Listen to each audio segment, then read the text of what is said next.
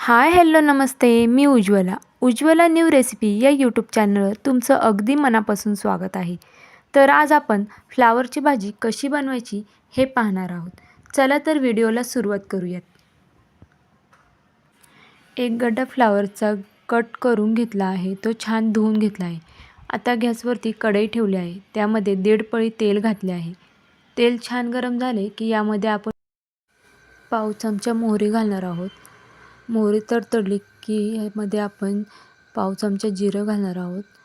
जिरं छान फुलले की यामध्ये आपण कढीपत्ता घालून घेणार आहोत. आता यामध्ये आपण लसूण घातला आहे. लसूण छान गोल्डन झाला की यामध्ये आपण मिरच्या घालून घेणार आहोत. मिरच्या तुम्ही तुमच्या अंदाजानुसार कमी जास्त करू शकता.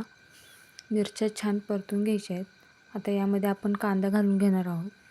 कांदा देखील छान परतून घ्यायचा आहे. कांदा परतला की यामध्ये आपण टोमॅटो घालणार आहोत. टोमॅटो छान मिक्स करून घ्यायचा आहे. ही भाजी खूप झटपट बनते आणि टेस्टी लागते. सकाळच्या घाईगडबडीत ही भाजी तुम्ही अगदी 6 ते 7 मिनिटात बनवून टिफिनसाठी सुद्धा देऊ शकता. माझ्या चॅनलवरती कोणी नवीन असाल तर प्लीज एक लाईक आणि एक सबस्क्राईब करायला विसरू नका. नवीन यूट्यूबरसाठी तुमचं एक सबस्क्राईब आणि एक लाईक खूप लाख मोलाचं असतं. मी येथे तुम्हाला एक टिप सांगत आहे.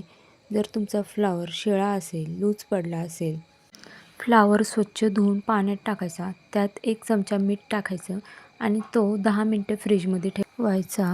तुमचा फ्लावर अगदी फ्रेश दिसणार. आता मी यामध्ये थोडी हळद घातली आहे. हळद आता छान मिक्स करून झालं की जो फ्लावर आपण धुवून घेतला आहे तो यामध्ये आपण घालून घेणार आहोत. फ्लावर मी असा बारीक कट करून घेतला आहे. मीडियम साईजमध्ये कट केला आहे. तुम्हाला हवा असेल तर तुम्ही ह्यापेक्षा लहान कट करू शकता किंवा मोठेसुद्धा कट करू शकता.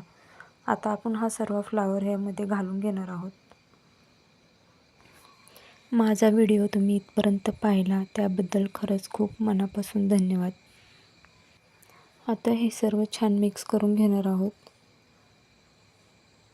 गॅस मीडियम ठेवायचा, नाही तर मग भाजी खाली लागू शकते. आता यामध्ये आपण चवीनुसार मीठ घालणार आहोत. मीठ घातल्यानंतर भाजी छान मिक्स करून घ्यायची आहे. आता यामध्ये आपण भरपूर अशी कोथिंबीर घालून घेणार आहोत. कोथिंबीरने भाजीला टेस्ट खूप छान येते, त्यामुळे कोथिंबीर भरपूर घालायची. आता हे सर्व मिक्स करून घेऊया.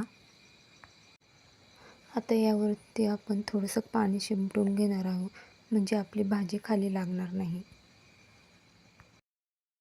खूप जास्त पाणी नाही घालायचं आहे, अगदी थोडं पाणी घालायचं आहे, जेणेकरून भाजी खाली लागणार नाही. आता ह्याच्यावरती 5 मिनटं झाकण ठेवून भाजी शिजवून घ्यायची आहे.